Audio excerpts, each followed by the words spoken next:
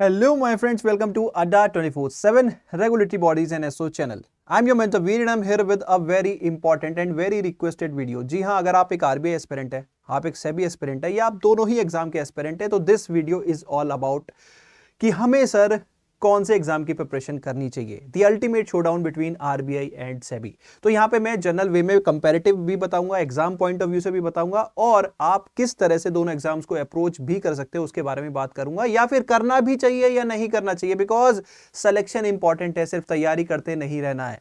तो क्या करना चाहिए या नहीं करना चाहिए, I will try to give answer to this. So दोस्तों, बहुत ही इंटरेस्टिंग वीडियो है, एंड तक बने रहना बहुत ज्यादा जरूरी है। तो चलिए दोस्तों, without wasting any time, let's get started. But before starting our video guys, अगर आप हमारे चैनल पे नए हैं तो please download our Adda 24/7 app from the link given in the description box and do check out the free material that we are offering. बहुत सारा content आपको फॉर फ्री ही मिल जाता है हमारे ऐप के थ्रू।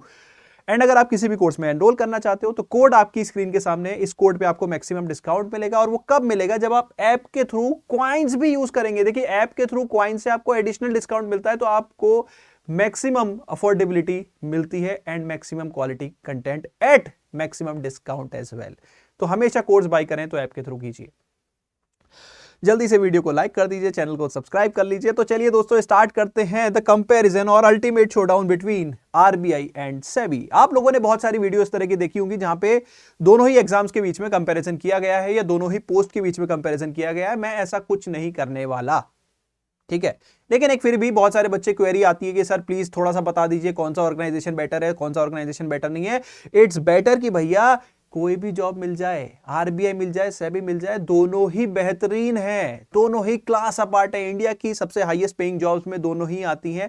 सिर्फ एक छोटा सा डिफरेंस क्या हो जाता है कि अर्ली कैरियर्स में जो होता है, आरबीआई जो रिक्रूट करता है वो ग्रेड बी लेवल पे करता है, विच इज मैनेजरियल पोस्ट, और सेबी जो रिक्रूट करता है वो करता है ग्रेड ए लेवल पे, विच इज असिस्टेंट मैनेजर, एक लेवल लो पे रिक्रूट करता है, ठीक है। तो जिसकी वजह से आरबीआई के थोड़े सैलरी एंड अलाउंसेस थोड़े से ज्यादा होते हैं अर्ली कैरियर में, बाकी फिर आगे चल के ऐसा नहीं रहता, ठीक है।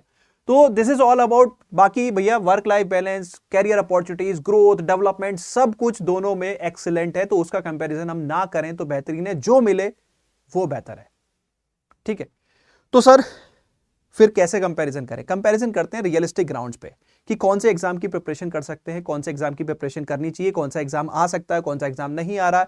तो उसके पॉइंट्स पे अगर हम डिस्कस करेंगे तो दैट वुड बी बेटर, क्योंकि हमें ग्रेड ए अचीव करना है, सिर्फ प्रिपरेशन या थिंकिंग प्रोसेस में नहीं रखना। ग्रेड ए या ग्रेड बी अचीव करना है, सिर्फ थिंकिंग प्रोसेस में नहीं रखना। तो चलिए कंपैरिजन स्टार्ट करते हैं दोस्तों।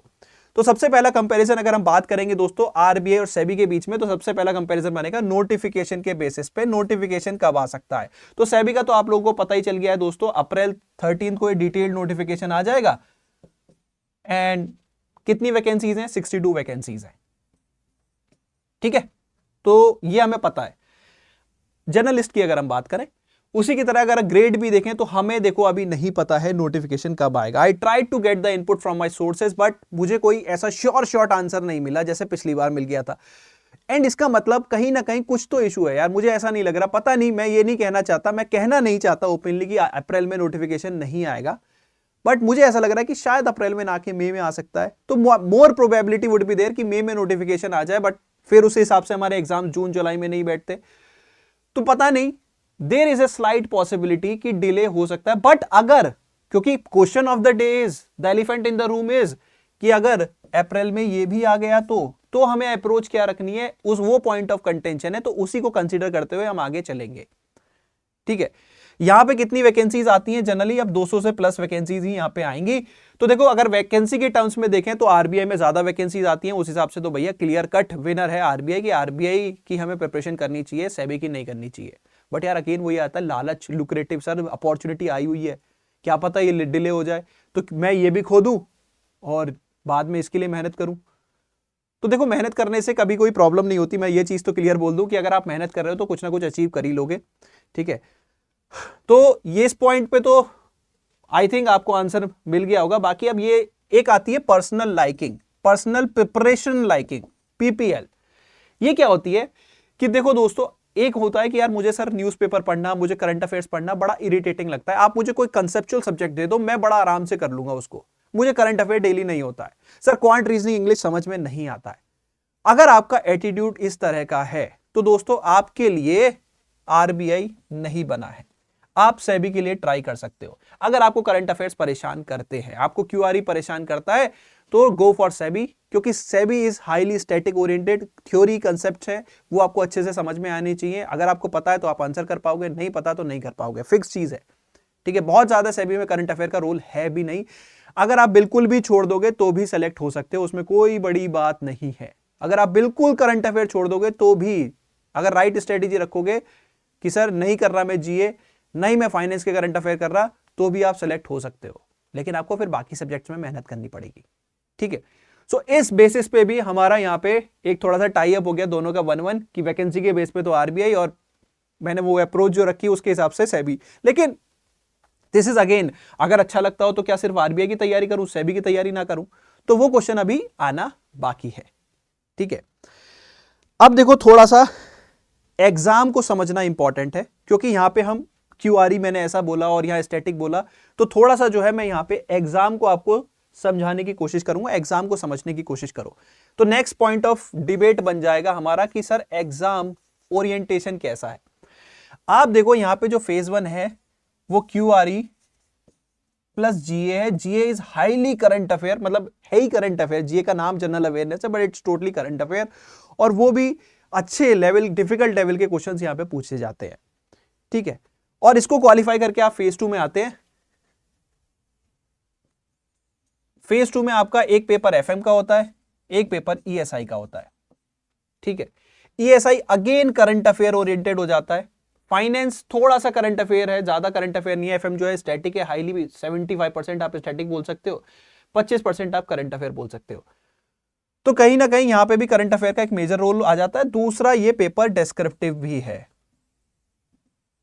मैं सिर्फ पॉइंट्स लिखूंगा, अब आपकी डिस्क्रिप्टिव स्ट्रॉन्ग पॉइंट है या नहीं है वो फिर आपको देखना पड़ेगा। कोई भी पॉइंट स्ट्रॉन्ग या वीक नहीं होता, वो आपको बनाना पड़ता है, ठीक है। और यहां पे एक पेपर और होता है डिस्क्रिप्टिव इंग्लिश का, ठीक है, जिसमें प्रेसी, एसे और रीडिंग कॉम्प्रिहेंशन आता है।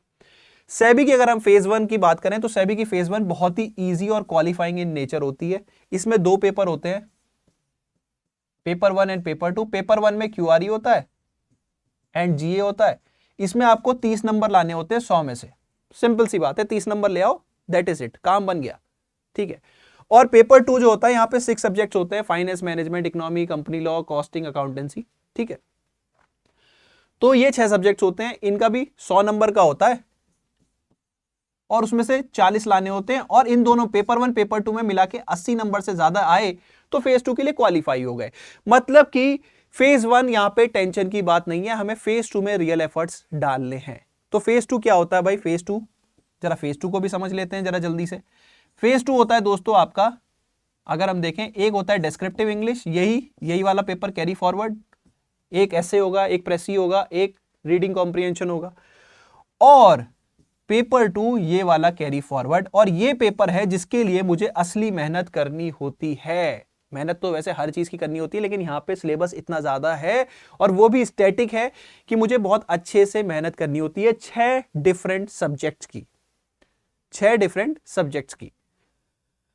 अब एक चीज है, बहुत सारे बच्चे पूछते हैं सर मैं आरबीआई की तैयारी कर रहा हूं, क्या मेरी सेबी की तैयारी हो सकती है क्या मेरी सेबी की तैयारी हो सकती है क्या? तो ये क्वेश्चन देखो, वैसे तो कहने को तो बहुत सारे सब्जेक्ट्स कॉमन हैं कि यार फेज 1 में क्यूआरई कॉमन है, जीए कॉमन है, इधर एफएम कॉमन है, ठीक है। तो थोड़ा सा अब एफएम का पार्ट अकाउंटेंसी वाला भी हो गया थोड़ा सा पार्ट, तो अकाउंटेंसी भी कॉमन है।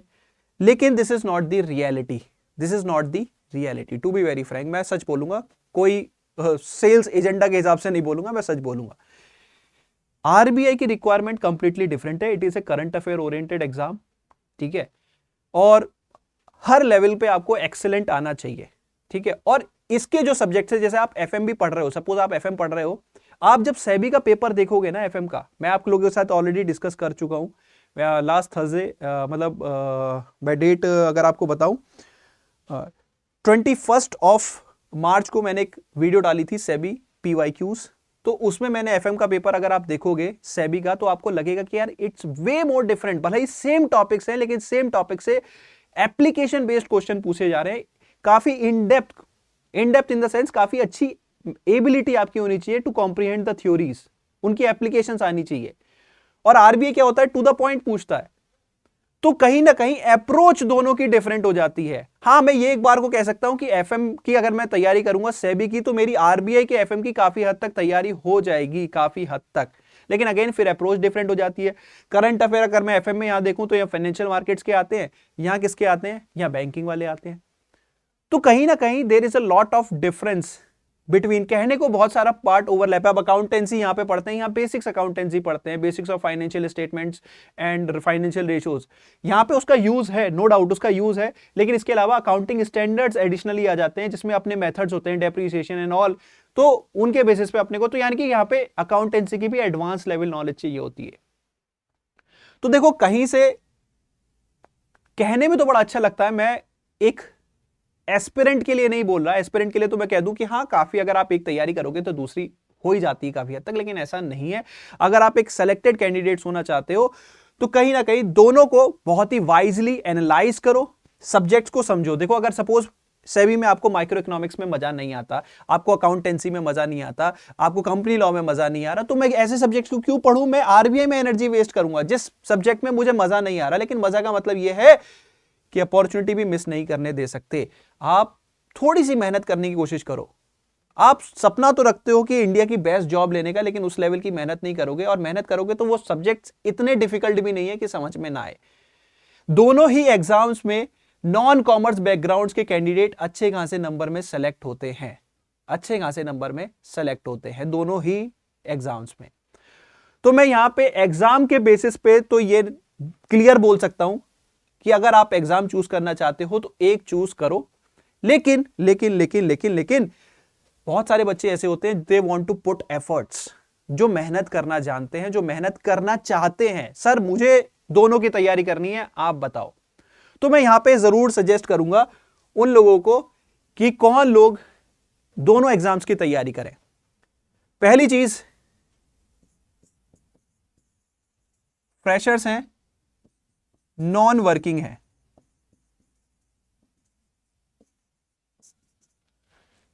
फ्रेशर्स हैं, नॉन वर्किंग है, they should go for both the exams. दोनों एग्जाम्स को अच्छे से तैयारी करो। रीजन बीइंग कुछ नहीं होगा तो एक्सपीरियंस अच्छा मिलेगा। और नॉन वर्किंग मैंने इसलिए बोला क्योंकि जितने आपके पास क्या होता है, वर्किंग नहीं होते तो आपके पास extra hours you can put इन।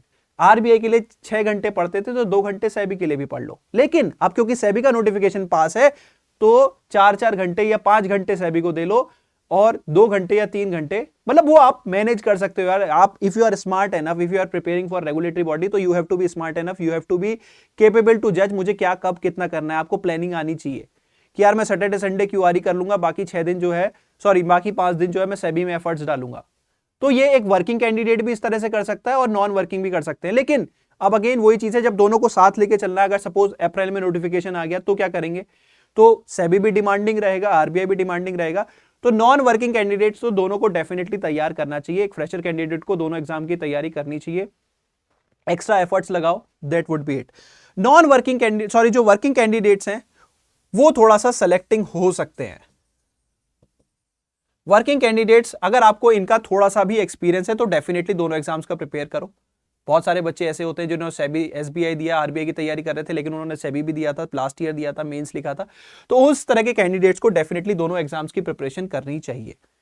ठीक है, अब वो कैसे मैनेज कर सकते हैं, वो इस तरह से मैनेज कर सकते हैं कि वही जो मैंने बोला, मंडे टू फ्राइडे सेबी, क्योंकि सेबी ज्यादा पास में है, फिर सैटरडे संडे रिवीजन जो सेबी का किया, उसके साथ क्यूआरई एंड करंट अफेयर्स पूरे वीकली का। सैटरडे संडे में जान लगानी पड़ेगी भाई, देखो बाकी से कंपीट करना है तो मेहनत लगानी पड़ेगी।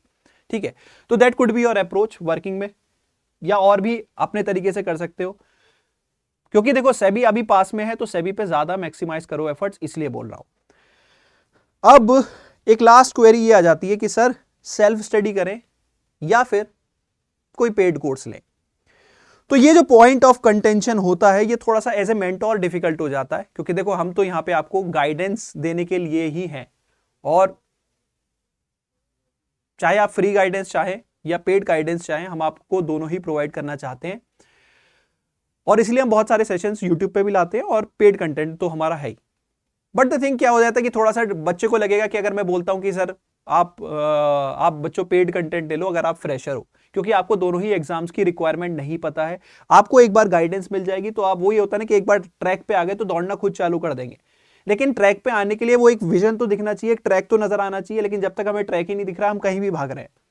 तो पेड की छोटी सी एडवांटेज ये होती है कि आपको राइट कंटेंट मिल जाता है, राइट गाइडेंस मिल जाती है, तो आपका रास्ता थोड़ा सा आसान हो जाता है। अदरवाइज आप इधर उधर भटकते रहते हो और हो सकता है अपने गोल से डाइवर्ट भी हो जाओ। तो थोड़ा सा, मैं ये नहीं कहता कि paid is wise, self study is the key to success. कोई भी एग्जाम की तैयारी हो, paid is not important and मतलब free sources is not important. Important क्या है? Self study.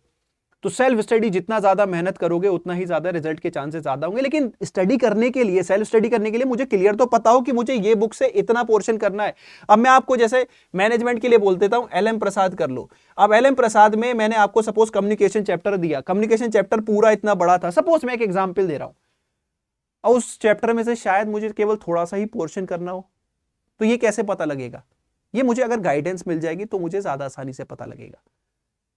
अब हम क्या करते हैं, हम आपको YouTube पे बुक्स बता सकते हैं, इंपॉर्टेंट चैप्टर बता सकते हैं, लेकिन अब हर चैप्टर के अंदर कौन सा टॉपिक करना कौन सा नहीं, क्योंकि हर बुक्स तो मतलब मार्केट में इतनी सारी बुक्स होती हैं, हर बुक्स तो हमने भी नहीं पढ़ी होती। तो इसलिए क्या होता है, एग्जाम के हिसाब से हर बुक होती भी नहीं है। तो इसलिए क्या होता है कि अगर आप एक फ्रेशर है, चाहे तो पेड कंटेंट की तरफ अगर आप देखेंगे, चाहे मार्केट में किसी का भी देखें, पेड कंटेंट की तरफ देखेंगे तो ज्यादा आपके लिए ईजी रहेगा। रीजन बीइंग, दोनों ही एग्जाम्स की रिक्वायरमेंट डिफरेंट है। भले ही देखने में, सुनने में बहुत सारे लोग बोल देते हो सेम है, ऐसा बिल्कुल भी नहीं है। दोनों एग्जाम डिफरेंट है। और अगर आपको वो क्लियर विजन चाहिए, वो क्लियर ट्रैक चाहिए जिस पे आप सिर्फ दौड़ना चाहते हो, तो उसके लिए आपको सब कुछ पका पकाया चाहिए होता है, तो उसके लिए पेड कंटेंट ही बेटर होता है। लेकिन ultimately results will be given by self study. तो जितना ज्यादा उस कंटेंट को करोगे, जितना ज्यादा मेहनत करोगे उस कंटेंट के साथ, तो रिजल्ट्स उतने ही क्लियर आएंगे। ठीक है, तो दिस इज ऑल अबाउट कि हमें कौन से कंटेंट के बारे में देखना चाहिए, मतलब फ्रेशर है या किस तरह से हमें दोनों एग्जाम्स को अप्रोच करना चाहिए। अगर टाइम कम है, अगर डिले होता है, तो आप फ्री सोर्सेज की तरफ भी जा सकते हो, लेकिन जैसे सेबी की डेट डिक्लेयर हो गई है, अगर आरबीआई की डिक्लेयर हो जाती है तो बेटर है दोस्त, चूज दी ऑप्शंस वाइजली, समझदारी से काम करें। ठीक है, अब यहां पे बात आती है कि देखो हम आपकी कैसे हेल्प कर सकते हैं। तो देखो, आपके लिए हम पीवाईक्यू लेके आ रहे हैं। अब हम आपकी कैसे हेल्प कर सकते हैं, मैं उसके बारे में बताता हूं। अब ऑप्शन चूज करना, कौन से एग्जाम की तैयारी करनी है वो आपके ऊपर है। आरबीआई करनी है, सेबी करनी है, या दोनों करनी है। मैंने हर चीज यहां पे डिस्कस कर ली, जनरल पॉइंट पे भी, एग्जाम पॉइंट ऑफ व्यू से भी। एंड अब हम आपकी कैसे हेल्प कर सकते हैं। देखिए, एक फ्री कैंडिडेट के लिए सबसे पहले क्या चाहिए होता है, उसे पीवाईक्यू चाहिए होते हैं। तो हम आपके लिए यूट्यूब पे फ्री पीवाईक्यूज प्रोवाइड कर रहे हैं। ठीक है, तो आप वहां से एनालाइज कर सकते हो कि किस लेवल का कंटेंट आपको प्रिपरेशन करना है। हम आपके लिए फ्री सोर्सेस, मैंने ऑलरेडी वीडियो बना भी दिया है कि आप कौन सी कंटेंट, कौन सी बुक्स वगैरह, सोर्सेज वगैरह यूज कर सकते हो फ्री, तो वो भी मैंने आप लोगों के लिए बता दिया है। लेकिन अगर आपको एक डेडिकेटेड गाइडेंस चाहिए, डेडिकेटेड मेंटरशिप चाहिए, we have produced results in the past, we can produce now and in the future as well. So अगर आपको एक पेड डेडिकेटेड मेंटरशिप चाहिए तो उसके लिए भी हम यहाँ पे आप लोगों के लिए कोर्स रखते हैं। और वो कोर्स कौन से हैं दोस्तों, मैं आप लोगों के साथ शेयर करना चाहता हूं। दोनों ही एग्जाम्स को हम यहाँ पे डिटेल में कवर करते हैं, चाहे आरबीआई हो चाहे सेबी हो। अगर आप आरबीआई की प्रिपरेशन करना चाहते हो तो आरबीआई की मैं अपनी कोर्स ऑफरिंग्स बता देता हूं आप लोगों को। This is RBI P2I 4.0 batch, ये हमारा लेटेस्ट बैच है। अभी 5.0 आ जाएगा, लेटेस्ट बैच रहेगा, तो आप उसमें एनरोल कर सकते हैं। ठीक है, इसके अलावा अगर आप सेबी की प्रिपरेशन करना चाहते हैं तो सेबी के लिए यहाँ पे हमारे तीनों स्ट्रीम्स के लिए, because we have all the dedicated mentors जो तीनों स्ट्रीम्स को डेडिकेटली कवर करेंगे, जनरल, आईटी एंड लीगल। जो भी स्ट्रीम की आप प्रिपरेशन कर रहे हो अकॉर्डिंगली आप प्रिपेयर कर सकते हो। तीनों के ही यहाँ पे डेडिकेटेड बैचेस है। लेकिन एनरोल करने के लिए क्या करना है, कोड यूज करना है Y581 जो आपकी स्क्रीन के सामने शो हो रहा है। एंड कहां से करना है, ऐप के थ्रू। अगर आप ऐप पे जाओगे तो दोस्तों आपको एडिशनल डिस्काउंट मिलेगा। अभी आप यहां से मैं आपको इस कोर्स की प्राइस दिखाऊं तो वो रहेगी Y581 कोड आप जब लगाएंगे तो इट वुड बी अराउंड 3200। लेकिन आप जब ऐप पे कॉइन्स लगाओगे तो इट वुड बी अराउंड 3000। तो वाई टू वेस्ट मनी यार, सेव इट। 3000 में complete comprehensive coverage, which is इस प्राइस में अगर मैं बात करूं तो it is the lowest price in the market with the best quality content. तो ये आप कहीं ना कहीं जरूर ध्यान में रखिए, इतना क्वालिटी कंटेंट आपको कोई ऑफर नहीं कर सकता इस प्राइस पे।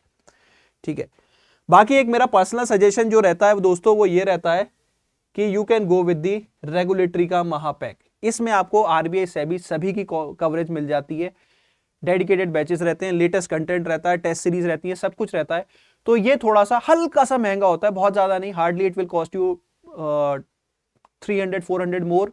तो बेटर ये है प्राइस आप इसमें ज्यादा पुट करें। अगर आप if you can afford 500 extra तो गो विद द रेगुलेटरी का महापैक, जहां पे आपको RBI SEBI and other regulatory bodies की कवरेज मिलती है। So choose your options wisely, choose your opportunities wisely.